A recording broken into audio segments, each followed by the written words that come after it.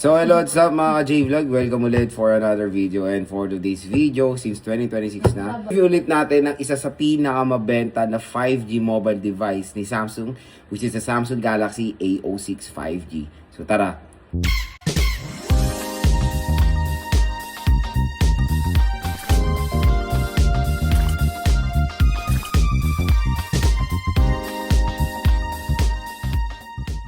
Mga J-Vlog 2026 na, and syempre magre-refresh tayo ng mga review units. And for today's topic, since payday, malapit na payday ulit, grabe no.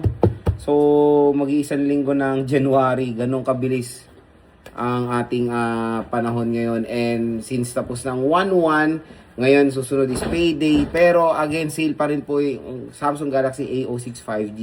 So, ang SRP kasi neto is lumabas to nung, I think April 2025. At ang SRP niya is around 8,500 pesos. And maraming parang nadismaya sa specifications ng Samsung A06 5G, especially for the RAM.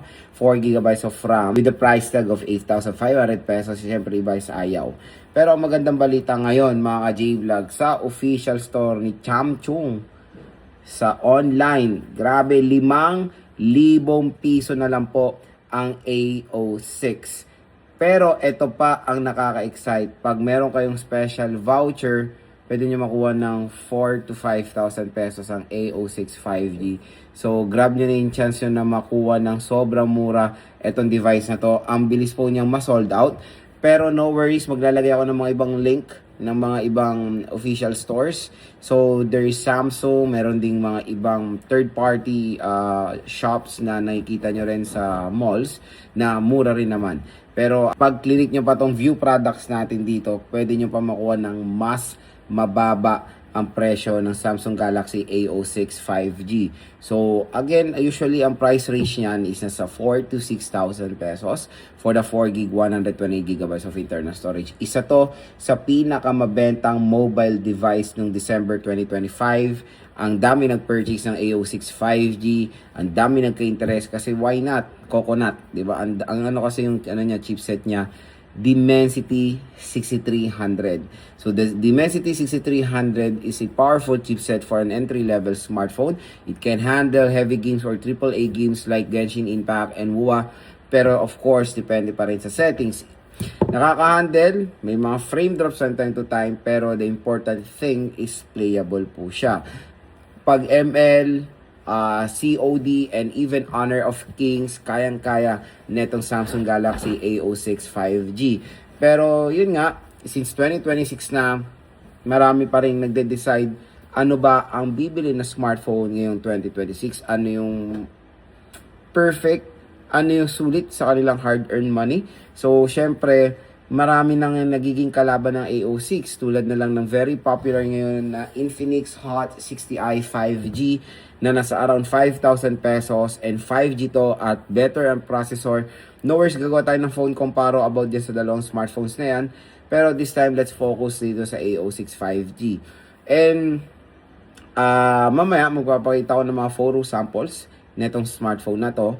And when it comes sa kanyang presyo, marami pa rin naging skeptical sa 4GB of RAM. Loads, pwede ba bang 4GB of RAM ngayon 2026?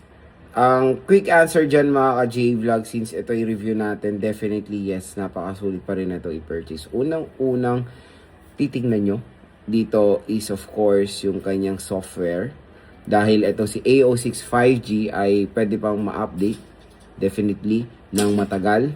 Ang promise time ni Samsung, I don't know sa mga murang A-series, pero ang promise time niya usually sa mga A-series or even sa flagship nila is 5 years minimum of software update. So kung nag-start to ng Android 15, pwede ito ma-update until Android 20. Hindi natin sure, pero matik sa Android 16 One UI version 8.0, ma-update itong A06 5G. So unang priority ng mga consumers when buying is of course yung kung gaano magiging katagal magagamit yung device. So longevity, A06 5G is best choice compare sa mga ibang Android smartphones na walang ganong software update. And minsan yung iba saglit lang. Ito matagal. At siyempre, ang pinaka-safe din sa Samsung for me is yung Samsung Knox. Samsung Knox is for me, isa sa most na secured na way para makapagtago ng mga files, photos, or videos natin na encrypted. Kumbaga, hindi ma-compromise ang inyong mga files. No worries about that dahil napaka-secured po ng Samsung Knox. At isa sa UI na pinagkakatiwalaan ko talaga is Samsung bukod sa stock Android. So very user-friendly rin ang One UI version 7.0 and even 8.0. Kaya nakakatuwa naman na ma-update pa ang ating A06 5G. And yun nga, sale na sale po ngayon si Samsung. Napakamura na lang. Grab nyo na yung chance nyo hanggang meron pang stock. Kung sakali lang naman mawalan po ng stock dito sa ating product link, no worries, nag-refresh naman po ang Samsung ng stocks. Hintay-hintay lang kayo. Mga 2 days, bigyan nyo ng ganon, magkakaroon ulit ng stock yan. Pero nag-provide ako ng mga ibang shop para makapag-purchase agad kayo ng A06 5G nyo. Samsung Galaxy A06 5G, when it comes sa display, meron po siyang 6.7 inches IPS LCD display with the resolution of HD Plus 720p and 90Hz screen refresh rate. Naka-notch display itong device na to, and syempre, for a price tag na 5,000 pesos, for me, kumbaga, yung iba magiging skeptical sa display. Pero totoo naman yung mga iba, wala namang effect sa specifications, yung notch display. Pero iba, parang yan yung yung top priority nila when buying display.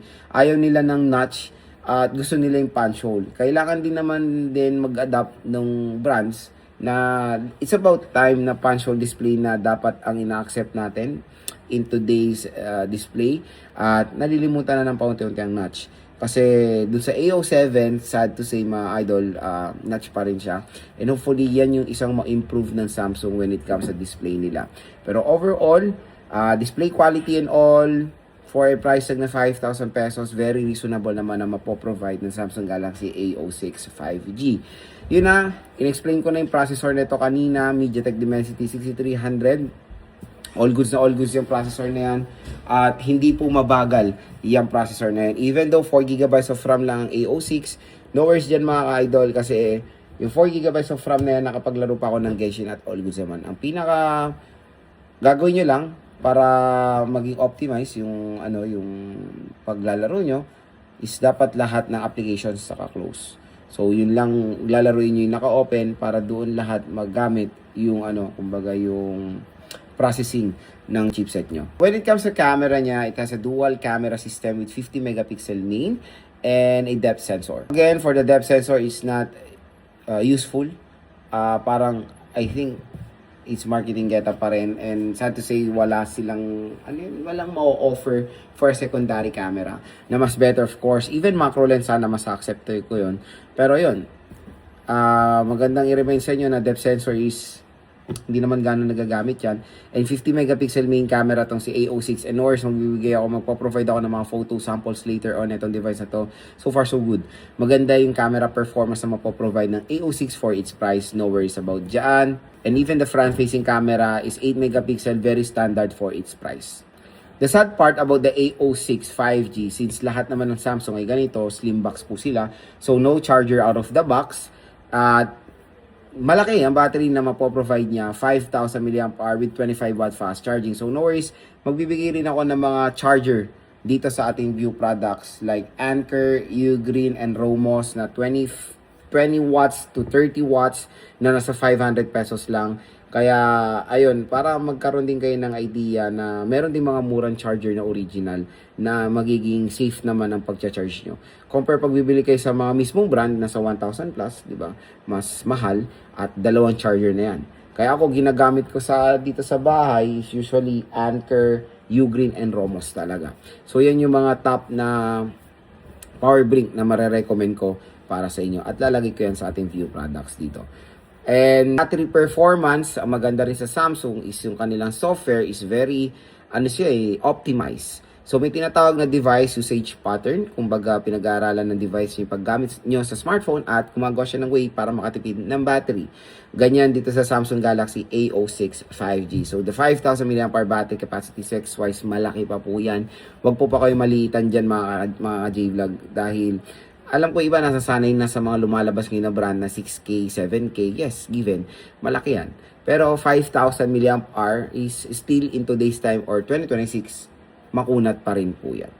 Ang maganda sa Samsung is of course the ergonomics and the build quality. Talagang pag hinawakan nyo ito, ma-feel nyo na matibay ang Samsung Galaxy A06 5G.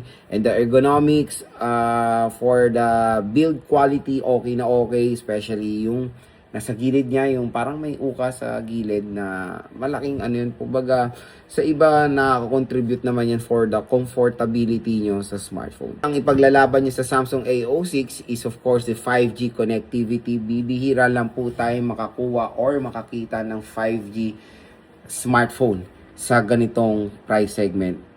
Ang hirap bumili ng 5G before na ganito kamura. Konti or very few lang talaga ang nagpo-provide ng mga 5G entry-level smartphones. And I think the entry-level or the first ever chipset ng Dimensity na nilagay nila is the MediaTek Dimensity 700.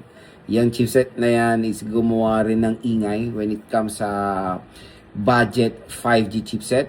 And the Dimensity 6300, yan yung usually common na nakikita natin sa mga smartphones today. At okay na okay po ang performance niyan din sa gaming or sa budget gaming segment.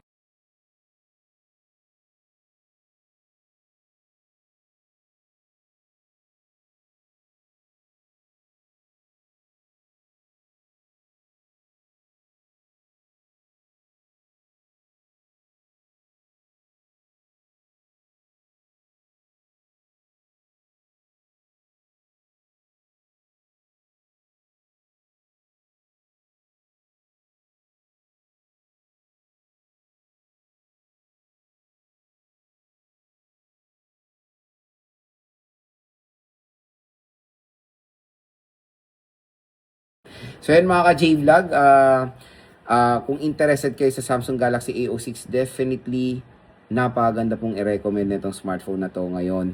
Napakamura niya, wag na kayo magdalawang isip pa kasi sayang din ang opportunity nyo makuha itong A06 5G sa murang halaga lang. Grab nyo na yung chance nyo makuha to sa Samsung Store dito sa ating View Products. At yun nga, meron pa rin or tuloy-tuloy pa rin ang sale natin sa ating video or dito sa ating product link. Pag click nyo yung product link na yun, may magge-generate pa na additional discount voucher para sa inyo. Grab nyo na yan dahil pwede nyo makuha to 4 to 6,000 pesos. Naka 5G ka na. Sobrang sulit at pang matagalan din itong smartphone na to.